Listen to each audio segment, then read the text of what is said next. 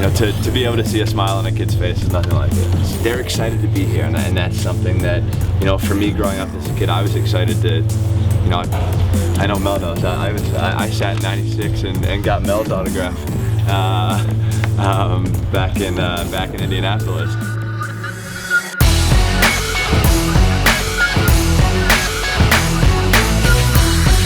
That was nice of Michael to say. A good memory. Typically in the media scrum, I got the New York Times on one side, Sports Illustrated on another. If I ask Michael a question, he's like, what?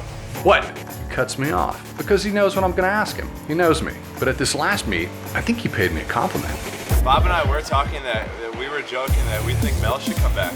I mean, Mel's been 155.6 in the two flies, so right in there. I mean, I feel like Mel can get out there and put up a good two fly. Come on, Mel. Was that a compliment? Wait for it.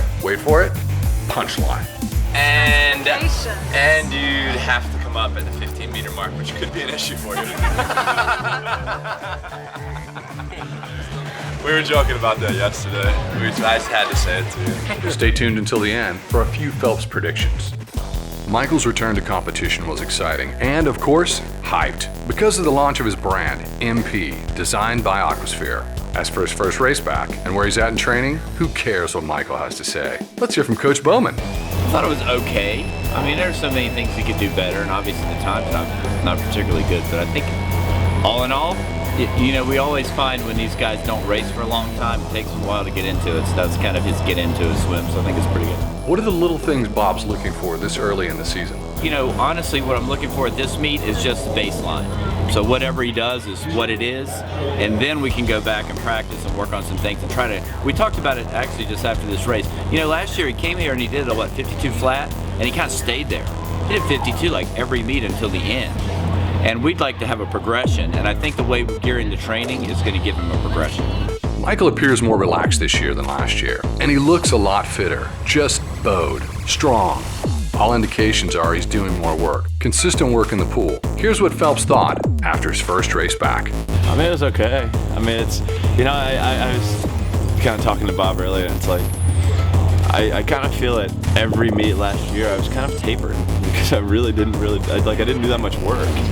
So, you know, it's kind of good being able to have some of the work that I've been able to do, and you know, hopefully be able to build and get faster and faster throughout each Grand Prix. I mean, each Grand Prix last year I pretty much went the same exact time every single one. So, you know, for being able to go whatever it was, 52.3 or whatever I went tonight, right? 52.3? 52.3 tonight. It's fine. It's good, and Bob is right. You know, we do need to be working on more of a 200, like training for a 200 fly and workout, because that's where my stroke really comes from.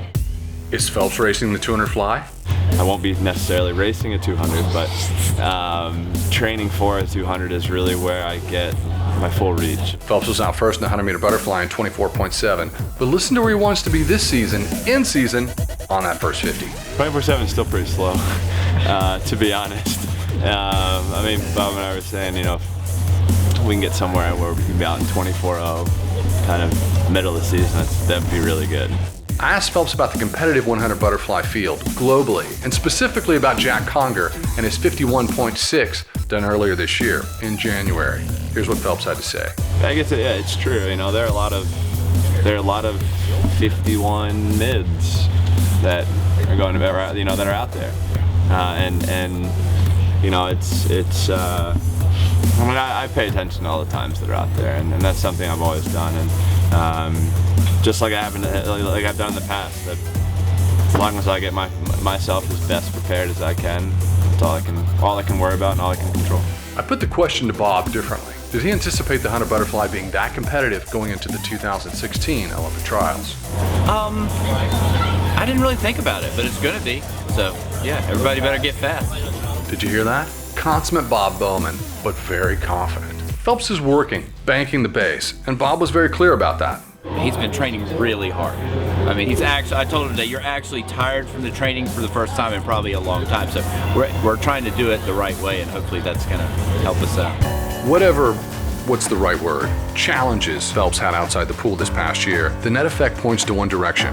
I think Phelps is more focused on training than he's been since 2008. At Mesa, he raced the 400 free and pulled a double in the 200 IM and 100 free, and it's obvious he was training through the meet. Let's look ahead and make some predictions. Does Phelps want to play? No, not really. I got a lot more on my plate to do before I get to the trials and before I get to Rio. I made bold predictions last year, and I'm sticking with them. I think they're even harder because he's going to be going to U.S. Nationals this summer in San Antonio and not an international meet. 100 meter butterfly, 50.49. 100 meter freestyle, 47.87. And I'm going to throw the 200 IM in there also. Why not? 154.9. What are your predictions?